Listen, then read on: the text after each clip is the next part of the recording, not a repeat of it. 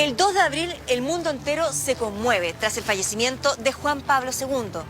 Son 27 años de pontificado que llegan a su fin. Un papa cuya figura es muy cercana a los chilenos luego de su visita en 1987. Su muerte marcó el fin de una era. Karol Wojtyła, el papa viajero, emblema del siglo XX, lideró la Iglesia Católica durante casi 3 décadas. No tengáis miedo de mirarlo a él. Podemos confirmar ya con informaciones fidedignas que su santidad Juan Pablo II ha fallecido. Queridos hermanos y hermanas, nuestro amadísimo Santo Padre Juan Pablo II ha regresado a la casa del Padre. Roguemos por él. Los fieles recibieron a Juan Pablo II entre lágrimas y aplausos en su último recorrido por la plaza que muchas veces lo vio pasar saludando y bendiciendo a millones y millones de personas que concurrieron en los 26 años de su pontificado.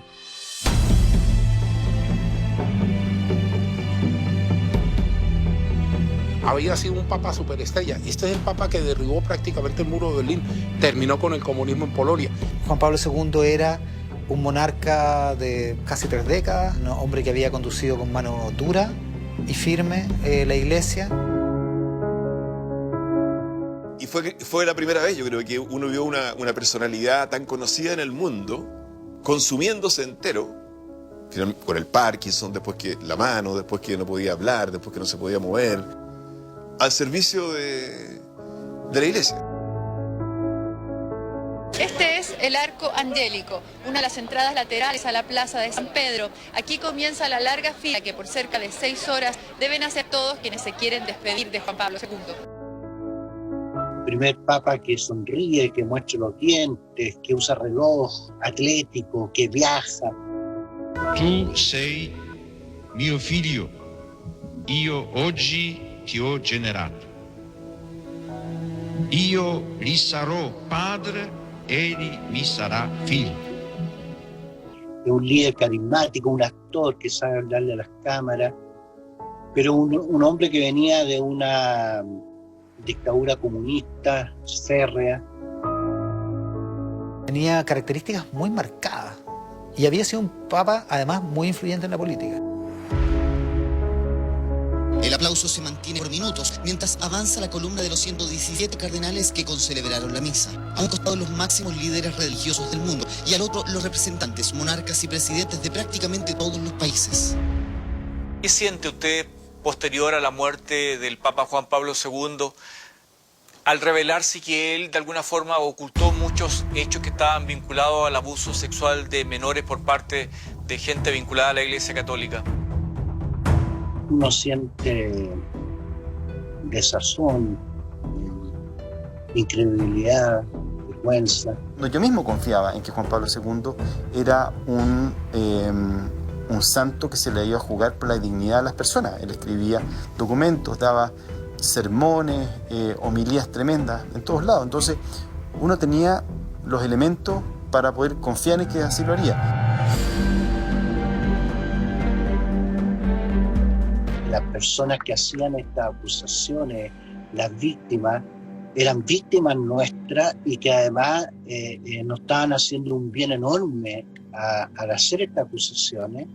Se veían estas acusaciones como un ataque a la Iglesia Católica y eran mostradas así, sobre todo por grupos conservadores. Entonces este ataque había que contrarrestarlo, anularlo, ocultarlo. No habíamos visto, más bien, los primeros indicios de los escándalos de abuso sexual y de protección al interior de la Iglesia. Sin embargo, él, con la información que tenía, no actuaba según esa responsabilidad al final. El líder de la Iglesia también tiene responsabilidad cuando esa Iglesia se comportó de la manera en que se comportó con las víctimas y con los victimarios, a quienes dio protección muchas veces, toleró que cardenales y que obispos protegieran a sacerdotes pederastas o abusadores.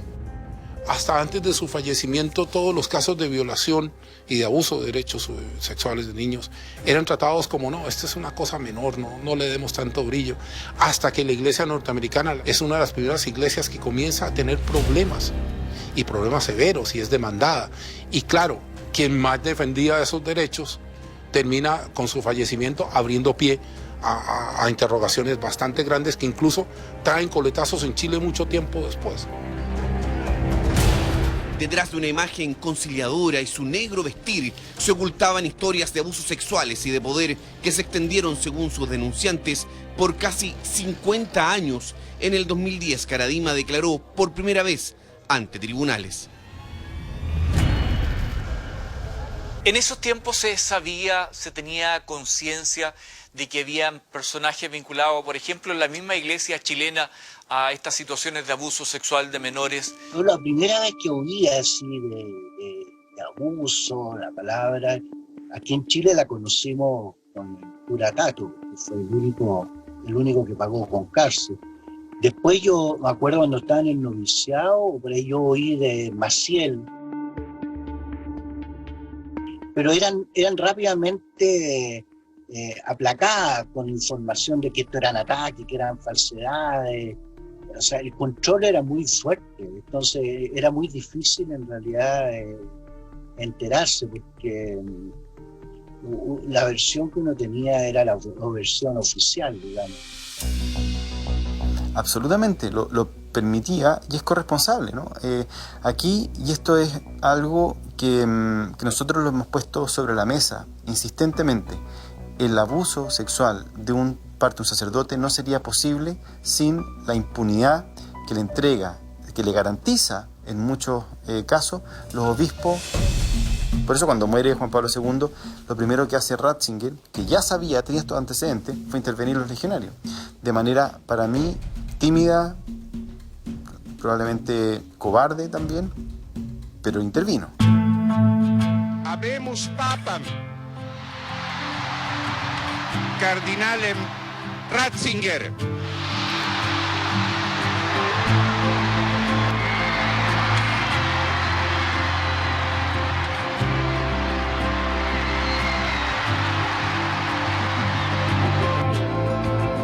¿Usted no cree que el Papa Juan Pablo II haya de alguna forma ocultado estas situaciones de abuso? Yo no lo creo. Para mí la fe es en Dios. No es en los curas. Cuando la gente ve al sacerdote, lo que significa, cuando se le cae esa imagen, muchas personas perdieron la fe. Y esa pérdida de influencia, de poder, esa pérdida de relevancia en el diálogo mundial, comienza ahí. Comienza probablemente en la muerte de Juan Pablo II. Un papa que parecía muy moderno, pero muy integrista en su visión teológica y pastoral, que le dio un liderazgo a la iglesia muy fuerte, a los grupos conservadores, pero yo creo que también le hizo mucho daño a la iglesia católica.